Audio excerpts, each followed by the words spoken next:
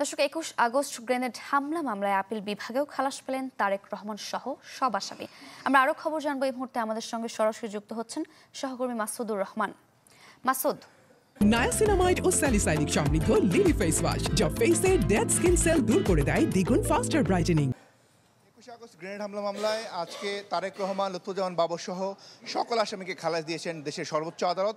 প্রধান বিচারপতি নেতৃত্বাধীন ৬ সদস্যের আপিল বেঞ্চ আজ তাদের পর্যবেক্ষণে বলেছেন এই মামলায় যে প্রক্রিয়ায় জবানবন্দি নেওয়া হয়েছিল লুৎফুজ্জামান বাবর এবং অন্য আসামিদের যেভাবে জবানবন্দি নেওয়া হয়েছিল, মুফতি আন্নান সহ যেভাবে জবানবন্দি নেওয়া হয়েছিল, সেই বিষয়গুলো তুলে ধরেছেন। এটি ট্রু অ্যান্ড ভলান্টারি ছিল না, এইটি বলতে চেয়েছেন। টিএফআই সেলে যে আটকে রেখে তাদেরকে জবানবন্দি নেওয়া হয়েছিল সেই বিষয়গুলো আদালতের রায়ের পর্যবেক্ষণে উঠে এসেছে। আপিল বিভাগ তার রায়ে বলেছেন যে রায়টি হাইকোর্ট বিভাগ দিয়েছিল গেল ডিসেম্বরে তারেক রহমান এবং লুৎফুজ্জামান বাবর সহ সকল আসামিদেরকে যে খালাস দিয়েছিলেন সেটি জাস্টিফাই ছিল, এবং জাস্টিফাই করে আপিল বিভাগ মূলত যে নিম্ন আদালতের যে রায়টি ছিল ১৯ জনের মৃত্যুদণ্ড, ১৯ জনের যাবজ্জীবন, এই পুরো রায়টি কিন্তু হাইকোর্টের রায়টি বহাল রেখেছেন। এর ফলে ২১ আগস্ট গ্রেনেড হামলা মামলা ২০২৪ সালের ঘটনা, ২০০৪ সালের ঘটনা, এত বছর পর এসে এই মামলাটি কিন্তু আজকে চূড়ান্ত নিষ্পত্তি হলো।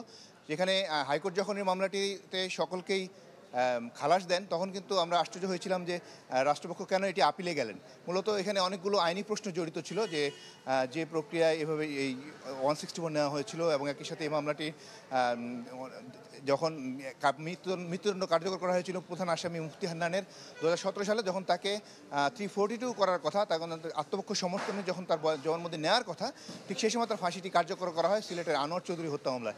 তো এই প্রশ্নটিও আপিল বিভাগে এসেছিল যে জিজ্ঞেস করেছিল আপিল বিভাগ যখন শুনানি হয় যে কেন তাকে তড়িঘড়ি করে ফাঁসি দেওয়া হলো।